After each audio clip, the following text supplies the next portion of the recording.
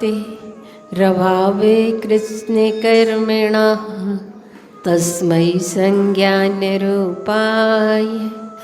नमोस्तु परमात्मने।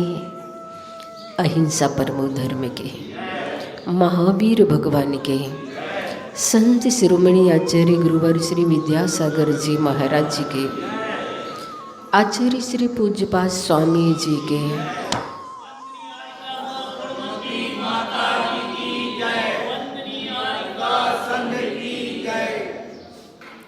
आज हम आचार्य पूज्यपाद स्वामी ने जो गाथा कही है 50वें नंबर की, उसकी हेडिंग दी है अंतिम संदेश।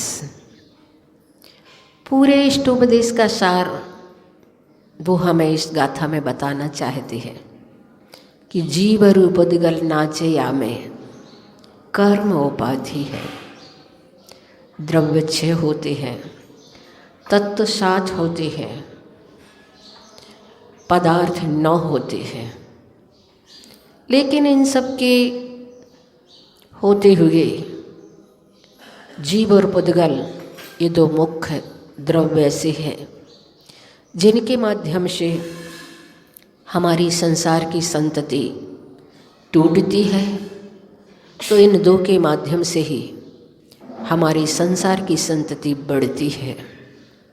148 कर्म प्रकृतियाँ हुआ करती हैं और 148 कर्म प्रकृतियों में बंध, उदय और सत्व कौन कौन सी प्रकृतियों को कौन से जीव बांधते हैं, कौन सी प्रकृतियाँ उदय में आती हैं, कौन सी प्रकृतियाँ हमारे सत्ता में होती हैं, किस गुण स्थान वालों के कौन सी प्रकृतियों की विच्छुत्ति होती जाती है। और कुछ हम ये भी जानते हैं कि कुछ कर्म हमारे ऐसे होते हैं जो उदय में भले ही नहीं आए पर सत्ता में रह कर के फल दिखा देते हैं। जैसे कि तीर्थंकर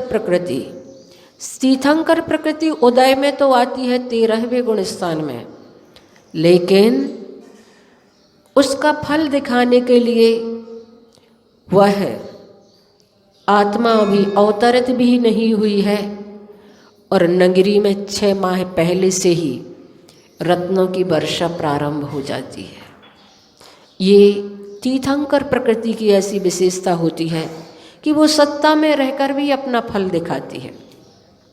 आयु कर्म ऐसे होते हैं जो सत्ता में रह कर के फल दिखाते हैं। जैसे कि अगर किसी ने नरक आयु का बंद कर लिया, त्रियंच आयु का बंद कर लिया, यहाँ तक कि मनुष्य आयु का भी बंद कर लिया, तो उस जीव के कभी संयम के परिणाम नहीं होंगे, त्याग के परिणाम नहीं होंगे, एक देश संयम के भी परिणाम नहीं होंगे। जिसने 3 आयु का बंद कर लिया है, संयम के परिणाम अगर बनते हैं तो सिर्फ जिसने देव आयु का बंद कर लिया है, ऐसे जीव के ही संयम के परिणाम होते हैं। अगर हमारे परिणाम संयम के नहीं हो रहे हैं तो इसमें 2 बातें तय होती हैं। या तो हमारे तीव्र चारित्र मोहिनी कर्म का उदय चल रहा है, या हमारे तीव्र ऐसे लाभांतराय कर्म का उदय चल रहा है जिससे हम इस अच्छे कार्य से वंचित हो जाते हैं। अच्छा कार्य करते करते हमें कोई ना कोई मार्ग में ऐसी बाधाएं आ जाती हैं जिससे हम रुक जाते हैं। या चारित्र मोहिनी कर्म का ऐसा तीव्र उदय है कि हमारे स्वयं के ही परिणाम नहीं बन रहे, हमारे स्वयं के ही भाव नहीं होते हैं कि हम कुछ अपने लिए अच्छा करें। ये तीव्र चारित्र मोहिनी कर्म के उदय में होता है। अगर किसी ने आयु का बंद नहीं किया है तो उसमें कारण एक बनते हैं, और अगर किसी का आयु का बंद हो गया है और फिर चारित्र के परिणाम नहीं बन रहे हैं, उसमें ये 3 आयु कारण होती हैं। तो बंधुओं, कर्म की बड़ी विचित्रता है और उसी विचित्रता को बताने के लिए यहाँ पर आचार्य पूज्यपाद स्वामी अंतिम संदेश 50 नंबर की गाथा में हमें दे रहे हैं और बता रहे हैं कि वास्तव में इन दोनों के स्वरूप को समझो, जीव और पुद्गल के स्वरूप को। जीव जो जीता था, जीता है और जीवेगा, वह जीव दो प्रकार से होता है, संसारी और मुक्त। और संसारी आत्माएं 2 इंद्री, 3 इंद्री, 4 इंद्री, 5 इंद्री के रूप में त्रस के नाम से हम जानते हैं। पृथ्वी, जल, अग्नि, वायु, वनस्पति को हम स्थावर के रूप से जानते हैं। ऐसी वह आत्मा विकास करते करते करते भगवान महावीर स्वामी जैसी कितनी ऊंचाई को प्राप्त कर लेती है। पतित से पावन बनने की साधना उस आत्मा ने की। और पुद्गल के बारे में हम समझें तो पुद्गल द्रव्य जिसका गलन पूर्ण स्वभाव होता है, जिसमें स्पर्श, रस, गंध, वर्ण आदि पाए जाते हैं, ऐसे पुद्गल के भी 2 भेद कर दिए जाते हैं। और 2 भेद में एक परमाणु, दूसरा स्कंध है। स्कंध वो कहलाता है जो 2 या 2 से अधिक परमाणुओं से जिसका संबंध होता है, वो स्कंध कहलाता है। और परमाणु वो होता है जिसका दूसरा टुकड़ा नहीं किया जा सकता, वह परमाणु कहलाता है। ऐसे कई परमाणु हमारी आत्मा के साथ कर्म संबंध को प्राप्त होकर के एक मेघ दूध और पानी की तरह आत्म प्रदेशों में प्रविष्ट है। उन कर्म परमाणुओं के बारे में समझें कि अनंत कर्म वर्गणाएं हमारी आत्मा के साथ संबंध को प्राप्त हैं, फिर भी हम उन्हें देख नहीं पा रहे हैं, फिर भी वो हमारी आँखों का विषय नहीं बन पा रहे हैं, क्योंकि वो कर्म वर्गणाएं सूक्ष्म हुआ करती हैं। सूक्ष्म होने के कारण अनंत अनंत कार्बन शरीर को लेकर के भी ये आत्मा यहाँ से जब निकलती है शरीर से, तो भी हम उसे नहीं देख पाते, हमारी आँखों का विषय नहीं बन पाता। इसका मतलब है कि ये कर्म वर्गणाएं पौद्गलिक तो है लेकिन सूक्ष्म है। सूक्ष्म होने के कारण उन्हें हम अपनी आँखों से नहीं देख पाते, चर्म चक्षुओं से नहीं देख पाते। तो वास्तव में कर्म की बड़ी विचित्रता है। उन कर्म के उदय में हम ऐसे बहते चले जाते हैं कि हमारी आत्मा का पुरुषार्थ गौण हो जाता है।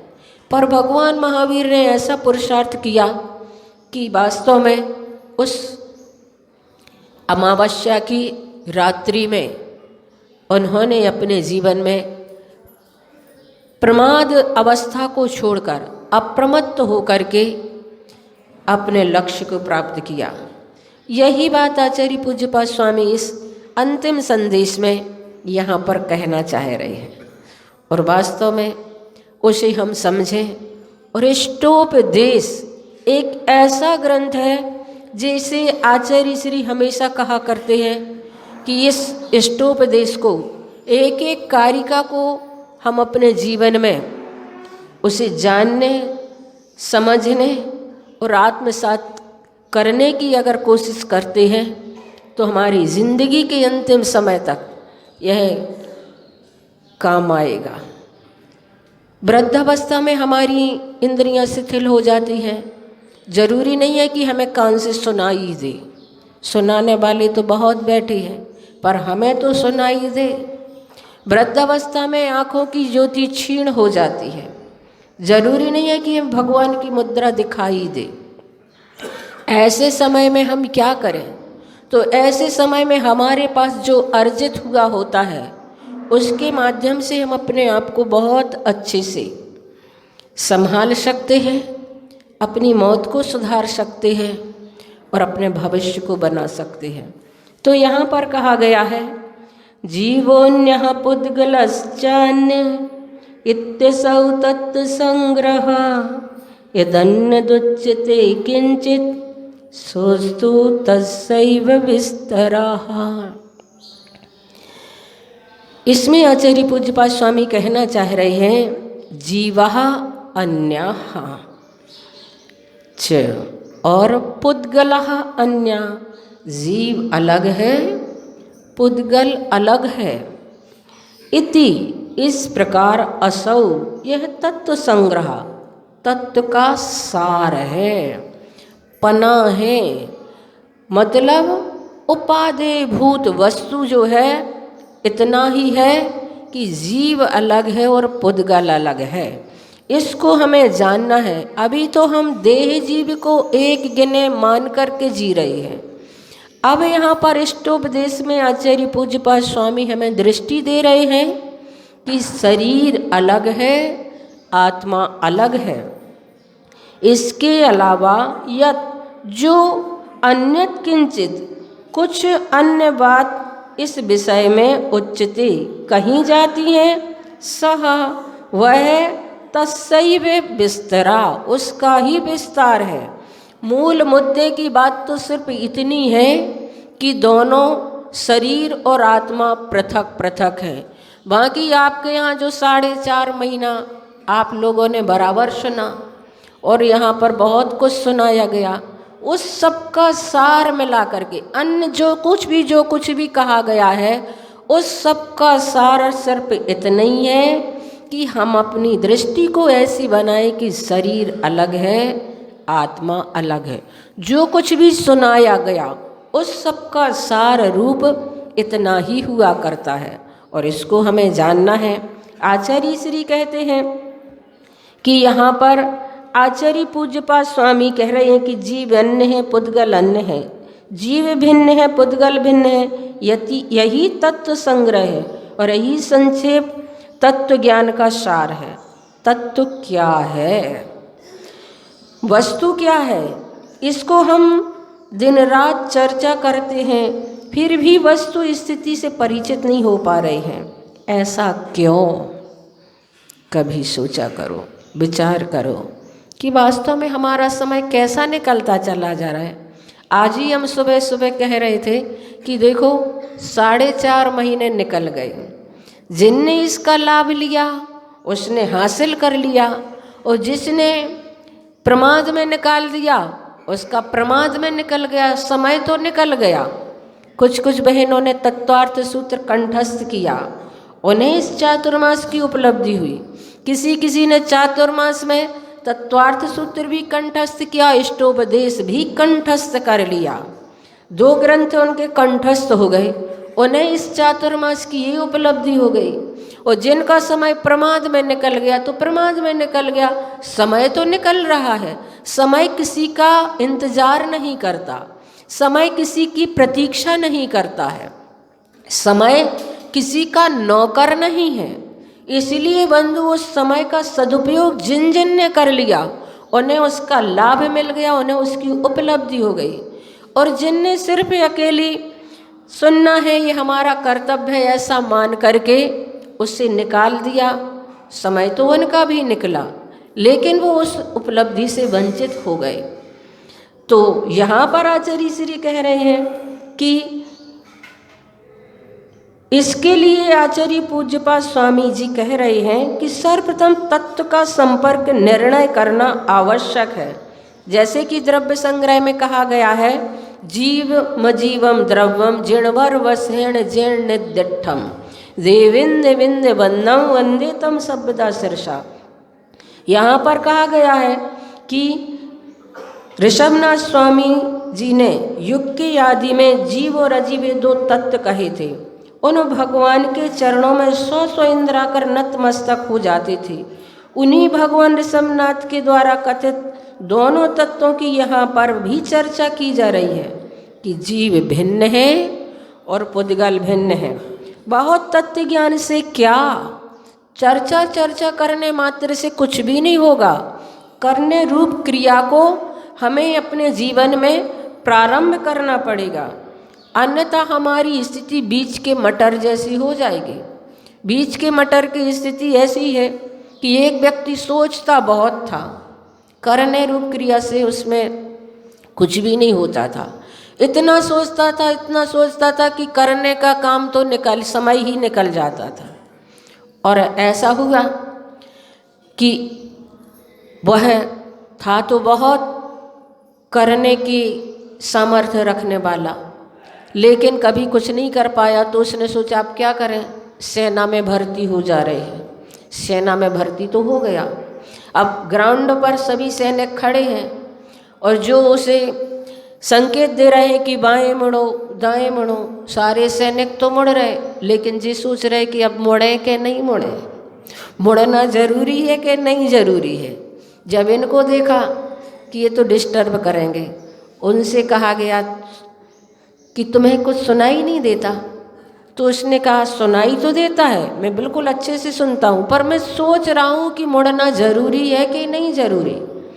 तो उन्होंने कहा तुम यहाँ नहीं चल पाओगे, तुम तो रसोई घर में जाओ और रसोई तैयार करो, सभी सैनिक आएंगे, भोजन करेंगे, और ये मटर लेकर के जाओ। ऐसा करना, जो बड़े मटर हैं एक तरफ रखना, छोटे मटर हैं एक तरफ रखना, जल्दी से तैयार करना भोजन, सभी आएंगे अभी भोजन करेंगे। उसको रसोई घर में भेज दिया, और रसोई घर में जैसे ही वह मटर छीलने के लिए शुरू हुआ, उसमें 3 दाने निकले, एक बड़ा था और एक छोटा था। अब सोचने लगा कि इसको कहाँ रखें। उन्होंने कहा था बड़े को एक तरफ रखना, छोटे को एक तरफ, ये तो बीच का है, अब इसे कहाँ रखें। तो सोचता रहा, सारे सैनिक भोजन करने के लिए आ गए।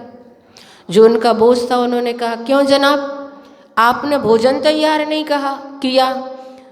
तो कहने लगे कर रहा हूँ, अब आप जल्दी ना करें, आपने कहा था कि बड़ा मटर इधर रखना और छोटा मटर अलग रखना, ये बीच का मटर है, हम इसे क्या करें? वो तो गए और देखे कि वो तो माथे से हाथ लगाए हुए बैठा था कि इसे कहाँ रखें। उन्होंने कहा चलो भगो, तुम यहाँ के काम के भी नहीं हो, और उसे वहाँ से भी भगा दिया गया।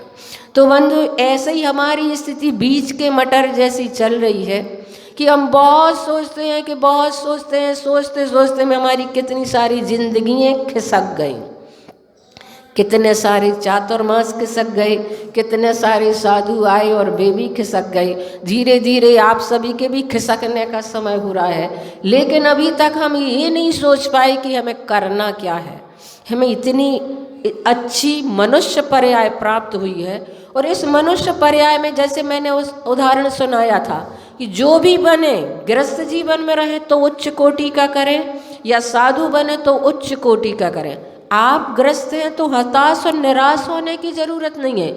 यहाँ पर भी ग्रस्त जीवन में रह करके आप ऐसे उच्च कोटि के काम कर सकते हैं जिस उच्च कोटि के काम में आदर्श बनते हैं। बड़े बड़े मुनियों को उदाहरण देने के लिए बड़े बड़े मुनि महाराज भी ग्रस्तों के उदाहरण मंच से दिया करते हैं कि उनका जीवन इतना आदर्श है।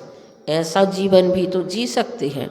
ऐसा नहीं है कि हम ग्रस्त अवस्था में फंस गए, अब तो हम कुछ कर ही नहीं सकते, अब तो हमारे जीवन में कुछ ऐसा है ही नहीं कि हम कुछ अपने हित में कर लें।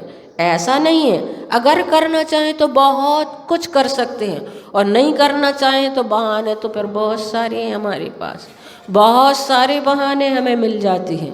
तो यहाँ पर आचार्य श्री कह रहे हैं कि बहुत तत्व ज्ञान से क्या, पहले इतना ही याद रखो कि यदि यह बात याद ना रहे, इसके प्रति जागृत ना रहे, तो दुनिया के अनेकों तत्वों को जान लेने से भी कोई प्रयोजन सिद्ध नहीं होगा। यह निश्चित बात है। प्रयोजनभूत तत्व तो इतना ही है कि शरीर पृथक है, आत्मा पृथक है। और इसी बात को पूज्यपाद स्वामी आचार्य समंत भद्र स्वामी ने भी कहा है। इसी बात को आचार्य उमा स्वामी महाराज ने तत्वार्थ सूत्र में कहा। और आचार्य श्री तत्वार्थ सूत्र के बारे में बहुत अच्छा कहना चाह रहे हैं कि आचार्य उमा स्वामी महाराज ने तत्वार्थ सूत्र ग्रंथ में एक सूत्र लिखा है, जगत का स्वभाव वा संवेग वैराग्यार्थम, अर्थात संसार एवं शरीर के स्वभाव का चिंतन संवेग और वैराग्य भाव की वृद्धि में कारण होता है। अतः सामयिक के समय पर अथवा अंत में या किसी भी समय यदि कुछ नहीं आता तो कोई बात नहीं, परंतु इतना तो आता ही है कि शरीर आत्मा से भिन्न पदार्थ है, हमेशा हमारे साथ रहने वाला नहीं है। इतना याद कर लो तो भी काफ़ी है। हाँ बिल्कुल, तत्व का सार तो इतना ही है, और यही है कि शरीर सो मैं नहीं हूँ, मेरा भी नहीं है।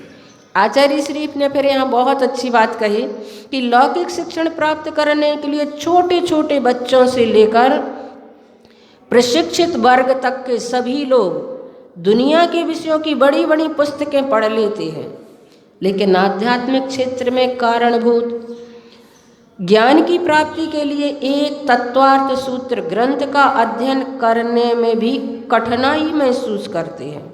यदि उन ग्रंथों को पढ़ने हेतु कोई साधु संत या विद्वान प्रेरणा देते हैं तो लोगों का यह जवाब होता है, इतने बड़े ग्रंथ को पढ़ने के लिए मेरे पास समय नहीं है।